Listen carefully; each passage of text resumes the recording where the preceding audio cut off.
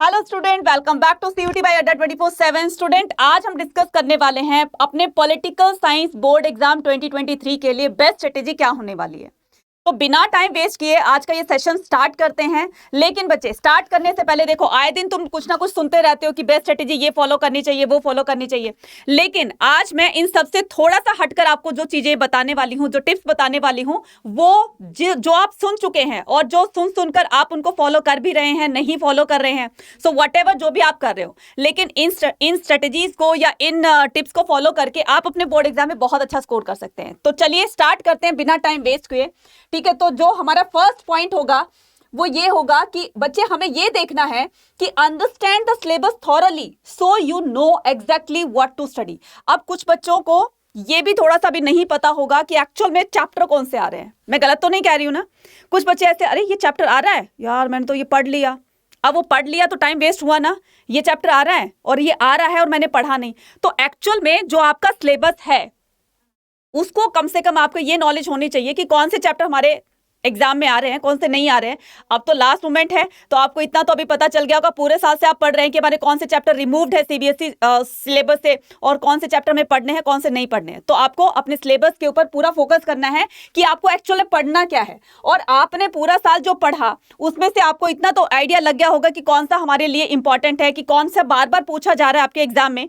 तो आप उसको फोकस ज्यादा कीजिए। ठीक है, जो कम पूछा गया है या बिल्कुल ही जिस चैप्टर से ना के बराबर क्वेश्चन आए हैं, 2-3 मार्क्स से क्वेश्चन आए हैं, तो ऐसा नहीं है कि उनको बिल्कुल नहीं पढ़ना है, लेकिन उसको थोड़ा बाद में पढ़ेंगे। तो जो पहले टॉपिक वो पढ़ने हैं जो बहुत ज्यादा इंपॉर्टेंट रहते हैं। मैं आपको बताऊंगी कि कौन से टॉपिक इंपॉर्टेंस है और कौन से टॉपिक को इंपॉर्टेंस देते हुए आपको वो चीज पहले लर्न करनी है, और कौन से जिनकी वेटेज कम है हम उनको बाद में करेंगे जो आपको डिफिकल्ट लगते हैं। ठीक है, तो पहला पॉइंट क्या रह जाएगा? पहला पॉइंट रह जाएगा कि गो थ्रू द सिलेबस, की हमें पता होना चाहिए कि सिलेबस हमारा क्या है, कौन से चैप्टर आ रहे हैं, कौन से नहीं आ रहे। तो जो नहीं आ रहे उसको बिल्कुल टच ही नहीं करना है। ठीक है, क्लियर। नेक्स्ट अगर हम बात करते हैं, किसकी? Study from your notes in addition to the textbooks, right? Teachers know important points and will have include with in your notes. देखो बच्चे, पूरा साल आपने स्कूल में जो भी पढ़ा, मैम ने पढ़ाया आपको, ठीक है, तो मैम ने आपके नोट्स भी बनाए होंगे, या आप किसी इंस्टीट्यूशन में जाते हैं, ठीक है, ऑफलाइन है ऑनलाइन है, तो आपने अपने खुद से नोट्स बनाए होंगे। तो जो अब नोट्स बनाए हैं ना, अब बारी है, अब टर्न है किसकी? उन नोट्स को पढ़ने की, जो हमने अपने इस एग्जाम के लिए उनको तैयार करके रखा हुआ था कि जब एग्जाम आएगा तो फटाफट से 2-3 दिन रहेंगे तो हम इन नोट्स के जरिए अपनी नॉलेज को और ज्यादा बिल्ड कर सकते हैं। क्योंकि बच्चे, एक नोट्स ऐसी चीज है ना जिसको कि लास्ट मोमेंट पर, वो कहते हैं ना कि हुक्म का इक्का खोलना होता है, तो वो वाली चीज ये है। तो हम क्या करेंगे, लास्ट मोमेंट पर इन नोट्स को रिवाइज करेंगे और इन नोट्स से एक अच्छी तैयारी, हम जो कंसेप्ट तो हमारे पहले क्लियर है, तो ये जो कंसेप्ट को समराइज करके जो हमने नोट्स बनाए ना, इनको गो थ्रू करके हम इससे थोड़ी सी नॉलेज और ज्यादा बिल्ड कर सकते हैं। और इसको जब कहते हैं ना कि बस मुझे एक पॉइंट बता दे फिर तो मैं अपने आप आंसर लिख लूंगा, ये नोट्स एक्चुअल में वही है कि हमें जब नोट्स थोड़ा सा पॉइंट हमें हिंट मिल जाता है तो हम उसको इलैबोरेट तो खुद ही कर लेंगे। ठीक है, तो आपको क्या करना है, लास्ट मोमेंट पर जब 2-3 दिन रह जाए, लास्ट मोमेंट पर अपने नोट्स रिवाइज करने हैं। ठीक है, उसके बाद क्या करना है, और नोट्स के साथ साथ जहां पर भी आपने अपनी बुक में अंडरलाइन किया हुआ है, या आपने कहीं पर नोट्स बनाए हुए हैं, या कहीं पर अपने फ्रेंड से नोट्स लिए हुए हैं, तो जहां पर भी, कहने का मतलब है नोट्स हैं या शॉर्टकट जो भी आपने मेथड अपनाया हुआ है, तो उसको अब बारी है उसको रिवाइज करने की। नेक्स्ट अगर हम बात करें कि use the first reading to understand the information. आपको जो भी आप रीडिंग करने जा रहे हैं, जो भी, चाहे वो क्वेश्चन पेपर है, चाहे वो आपका चैप्टर है, जो भी कुछ है, तो सबसे पहले हमें उसकी इंफॉर्मेशन के बारे में पता चले कि एक्चुअली पूछा क्या गया है। ऐसा ना हो कि पूछा कुछ गया है और हमने आंसर कुछ और दे दिया हो। तो हमें सबसे पहले उसको अंडरस्टैंड करना है, उसके कंसेप्ट को समझना है कि वो पूछना क्या चाह रहा है, and then the subsequent the reading to remember the information. और फिर कोशिश ये करनी है कि जो पूछा गया है थोड़ा सा रिकॉल करेंगे, थोड़ा सा फोकस करेंगे, हाँ भाई इससे तो ये चीज रिलेट कर रही है, ये क्वेश्चन तो मैंने पढ़ा हुआ है, तो शायद ये वही हो सकता है, तो थोड़ा सा उसको रिकॉल करने की कोशिश करो। डेफिनेटली आपको वो आंसर आएगा और आप अपने आंसर को लिखेंगे। ठीक है, तो थोड़ा सा बस उस क्वेश्चन को क्या करना है, एक बार समझ में नहीं आ रहा, उसको 2-3 बार पढ़ना है, 2-3 बार पढ़ने के बाद एटलीस्ट कुछ तो आप को उससे रिलेटेड कुछ ना कुछ तो आता ही होगा, तो उसको क्या करना है, इलैबोरेट करना है, उसको लिख देना है। ठीक है, अगर हम बात करें किसकी, नेक्स्ट की, तो नेक्स्ट पॉइंट क्या कहता है, right short note on the important topics in your own words. देखो, अगर पूछा गया है कि वर्ड्स लिमिट आपके क्वेश्चन पेपर में दी होती है कि इतनी वर्ड लिमिट्स में ही आपको अपने आंसर लिखने हैं, ठीक है। तो कोशिश करना है कि उसको बहुत बड़ा नहीं लिखना, वर्ड लिमिट दी हुई है, उससे थोड़ा बहुत ऊपर नीचे चल जाएगा, लेकिन कोशिश करना, क्योंकि ज्यादा बड़ा लिखोगे टाइम वेस्ट होगा, टाइम कंज्यूम होगा, फिर आगे के क्वेश्चन हमारे रहने के मतलब छूटने के चांसेस होंगे। तो क्या करना है हमें कि right a short note on the important topics in your own words that will help you understand the remember and the answer। तो उससे क्या होगा, क्रिस्प में लिखोगे जहां पर भी आपने नोट्स बनाए हैं। तो आंसर लिखते टाइम, अपने बोर्ड एग्जाम में आंसर लिखते टाइम आप क्या करोगे, उसको समराइज करके लिखना है, बहुत बड़ा नहीं लिखना है, छोटा लिखना है, जितनी वर्ड लिमिट दी हुई है। उससे क्या होगा, उससे एग्जामिनर को एक तो चीजें अच्छे से समझ में आ जाएंगी, बच्चे ने एकदम बिल्कुल एक्यूरेट लिखा है, ठीक लिखा है, और इतनी वर्ड लिमिट में जितनी पूछी गई है उससे लिखा है, ठीक है। तो आप क्या करोगे, this will help to understand and remember the answer. जितना छोटा लिखोगे, आंसर को छोटा लिखो, लेकिन आंसर ऐसा लिखो कि बस एग्जामिनर को देखते ही एकदम इंप्रेस हो जाए कि हाँ बच्चे ने आंसर बिल्कुल सही लिखा है और इंप्रेसिव लिखा है, ठीक है। तो शॉर्ट में लिखना है, ज्यादा लेंथी नहीं करना है, जितने मार्क्स का है उस मार्क्स के हिसाब से, और जितनी वर्ड लिमिट आपसे पूछी गई उस हिसाब से अपना आंसर लिखना है, ठीक है।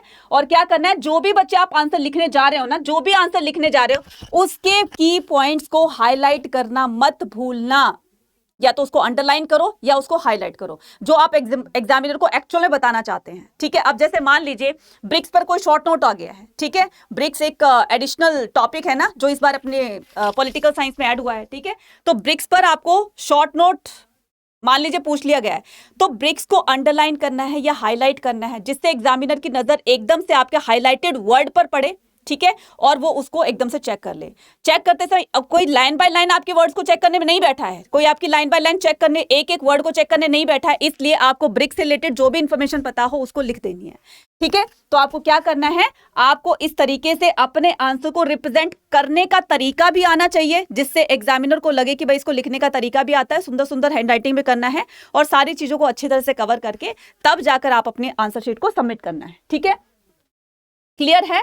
अब अगर हम बात करें किसकी, बात करें हम go through the plenty of the previous paper. अब बारी किसकी आती है कि हमने बुक रीडिंग कर ली, एनसीईआरटी रीड कर लिए हमने, ठीक है, हमने नोट्स भी रिवाइज कर लिए हैं, लेकिन बच्चे अभी लास्ट पॉइंट पर हमें क्या करना है, ज्यादा से ज्यादा पीवाईक्यू लगाने हैं। मैं ये नहीं कह रही हूँ कि पिछले 10 ईयर्स के, अभी बहुत टाइम नहीं है कि पिछले 10 ईयर्स के पीवाईक्यू आप सॉल्व करके जाइए, अभी इतना टाइम नहीं रहा है। तो ये काम हमें 1-2 महीने पहले कर लेना था, ठीक है, 1 महीने पहले कर लेना था, 15 दिन पहले कर लेने थे, लेकिन अभी कितने दिन बच गए हैं, 2 से 3 दिन बच गए हैं। तो अभी 2 से 3 दिन में हमें क्या करना है, ज्यादा से ज्यादा पीवाईक्यू कितने लगाओगे, 3 से 4 पीवाईक्यू लगा लो, 3 से 4 भी नहीं तो 3 तो पीवाईक्यू ऐसे लगाओ जिससे कि आपको ये आइडिया हो जाए कि भाई इस चैप्टर से इतने क्वेश्चन पूछे गए हैं, ठीक है।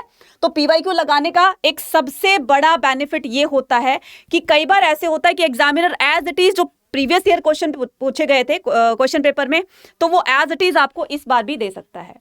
तो पीवाईक्यू को लगाना मत भूलना, पीवाईक्यू को सॉल्व करना मत भूलना। जब हम भी पीवाईक्यू भी सॉल्व कर देंगे, फिर उसके बाद हम लगाएंगे मॉक टेस्ट, ठीक है। तो सारी चीजें आपको इसी चैनल पर मिल जाएगी, लगातार बने रहिएगा, क्योंकि यहाँ पर रिवीजन फुल ऑन चल रही है अभी, ठीक है। तो इस चैनल को सब्सक्राइब कीजिएगा, यहाँ पर पूरी तरीके से आपको रिवीजन करवाई जाएगी, ठीक है। उसके बाद this will act that as an add to know about the question paper pattern and also the question that the repeating in many sets ought to repeat this year too। यही बात बताई है ना मैंने। पीवाईक्यू लगाने का सबसे बड़ा फायदा ये होता है कि एज इट इज क्वेश्चन पूछा भी जा सकता है, इस बार भी पूछ लें, वहां से कॉपी करके इधर पेस्ट कर दें, तो आपको पीवाईक्यू जरूर लगाने हैं, ठीक है जी। तो इन सब बातों से, इन सभी टिप्स को फॉलो करते हुए आप क्या करोगे, आप अपने पॉलिटिकल एग्जाम में बेस्ट स्कोर कर सकते हैं, बहुत अच्छा स्कोर कर सकते हैं। बस आपको क्या करना है, लगातार बने रहना है। और अभी 3 दिन है हमारे पास, तो 3 दिन लगातार हमारे साथ में जुड़े रहिएगा हमारे इसी चैनल पर। मैं और मोइन सर जो है वो आपको लगातार तैयारी करवा रहे हैं, प्रिपरेशन करवा रहे हैं। तो हर तरीके के क्वेश्चन आपके, चाहे वो 1 शॉट है, और हाँ, जाने से पहले एक बार 2 दिन पहले आपको सारे 1 शॉट फ्री कर देने हैं, ठीक है। 1 शॉट करके जाओगे तो उससे क्या होगा कि आपको जो क्वेश्चन नहीं भी आता होगा ना, तो उससे रिलेटेड आपको जो भी इंफॉर्मेशन आती है कम से कम उसको लिख तो दोगे। दूसरी बात ये कि आपको कोई भी क्वेश्चन को स्किप नहीं करना है, ठीक है। क्वेश्चन को 2-3 बार पढ़ो और उसका आंसर लिखने की कोशिश करो, ठीक है। नेक्स्ट क्या आता है कि आपको 1 शॉट देखने के बाद में, उसके बाद आपने सारे कंसेप्ट क्लियर कर ले। अभी हम क्या लेकर आएंगे, अभी हम आपके लिए 1 शॉट हमने दे दिए हैं, ठीक है। एमसीक्यूज भी हम लोगों ने करवा दिए हैं। तो लगातार बने रहिएगा इसी चैनल पर। तो आपको क्या करना है, इन सब के बाद धीरे धीरे आपको मॉक टेस्ट लगाने की प्रिपरेशन करनी है। तो मॉक टेस्ट जितने लगाओगे उतनी ज्यादा प्रिपरेशन आपकी अच्छी होगी, ठीक है, तो अभी हम picture based question, map based question और केस बेस्ड स्टडी, जो भी आपकी केस बेस्ड स्टडी या फिर पैराग्राफ बेस्ड क्वेश्चन पूछे जाते हैं, अभी हम वो सेशंस भी लेकर आएंगे, पीवाईक्यूज भी लेकर आएंगे, सैंपल पेपर्स भी करवाएंगे, राइट। तो बने रहिएगा, यहाँ पर 3 दिन रह गए और तैयारी अभी हमें थोड़ी सी और ज्यादा करनी है, ठीक है। तो अपनी तैयारी को और ज्यादा बूस्ट करने के लिए CUET अड्डा 24/7 चैनल पर बने रहिएगा, ठीक है। और जाते जाते अब आप लोगों से यही कहूंगी कि जो भी बच्चे चैनल पर नए हैं तो एक बार चैनल को सब्सक्राइब करेंगे, कमेंट करके बताएंगे कि आपको ये सेशन कैसा लगा, क्या आपको इससे हेल्प मिली, आपको अच्छा लगा, कमेंट सेक्शन में लिखकर जरूर बताइएगा, ठीक है। शेयर करना है ज्यादा बच्चों तक और इसको लाइक करना है। That's all from my side. All the very best बच्चे, थैंक यू।